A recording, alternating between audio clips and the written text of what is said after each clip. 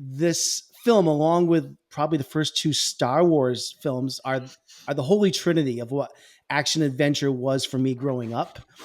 And I remember reenacting in the backyard with friends scenes from this movie. We pretended that the boulder was chasing after us, or we were like crawling. I had a friend that had like a big pickup truck, and we would like climb underneath it, holding on, thinking that, pretending it was like driving down, a dirt road. So we were doing all these things. This was long before I thought about a career in the industry. Mm. Everything about this movie is just pure magic for me. It's probably the film that I most consistently return to every couple of years, and it never fails to bring the biggest smile to my face. Yeah.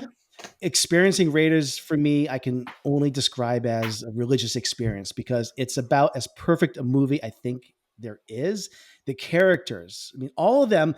What I like about this is that they're all flawed in some way. Even Indiana Jones, the art direction, John Williams' score, which still gives me goosebumps, probably more than any of his scores. It just to this day, the grand scope of everything, it's just incredible. Watching it this past week actually was very emotional for me because two things recently took place in my life. I've entered a new decade in my life. I've now watched this film in 6 different decades of my life, which is the only movie I can say that about right now. So, which is almost like a religious experience in itself. But this is also like a dad movie. And you talked about dads, Ellie, a moment ago, and I had the same experience. I've said this before, and I don't want anyone to misinterpret my words, but I love my 2 daughters, but they have no interest in watching this film, which kind of breaks my heart a little bit. Yeah. I wish they did, because I want so desperately to share this movie with them, or anybody who hasn't seen this, which makes me happy, knowing that there's somebody on this podcast that's never seen this before, that we now have the opportunity to, we kind of made you watch this, B. And even though I know you're going to see this. No, it's my idea. Yeah. And also a few days ago, and I don't think he'll mind that I mentioned this, but a few days ago, my best friend, his father, he was a great man, someone who I've looked up to for 40 years, passed away. And it really got me thinking about, movies that fathers share with their children, and, parents also. But I know this was one that they shared together.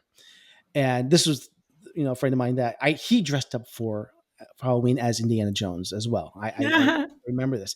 And I think I mentioned a year ago on our Dial of Destiny episode that I went to the theater back in 1981. This was one of the formative movies that I remember. Probably this one, and maybe Star Trek: The Motion Picture and Empire Strikes Back is like those first few films I remember sharing with my dad. And I got to last year return the favor when I took him to see Dial of Destiny. So it kind of feels That's like so cool. Full circle. And, from so many conversations I've had with friends and acquaintances over my lifetime, this is a universal experience with this film. So whether it's Raiders of the Lost Ark or Star Wars, or maybe even seeing E.T., this is just one of those movies that, changes how I look at the world when I was a young child. But you probably had to be there. That's the thing, to really have that kind of takeaway. I'm not sure, coming at it with fresh eyes, if it holds that status. But I imagine, someone, if you see if you pick up on those references that this movie is referencing in modern cinema, it's there. It's all over the map in new movies now. So when we get to B, I'd like to know if you are picking up on all the references to Raiders in these other movies that we're gonna see this month in newer films. But anyways, I was thinking about that the whole time. We'll talk about it. This is a masterpiece of cinema. It's a 5-star movie. 5 stars can't contain this film. So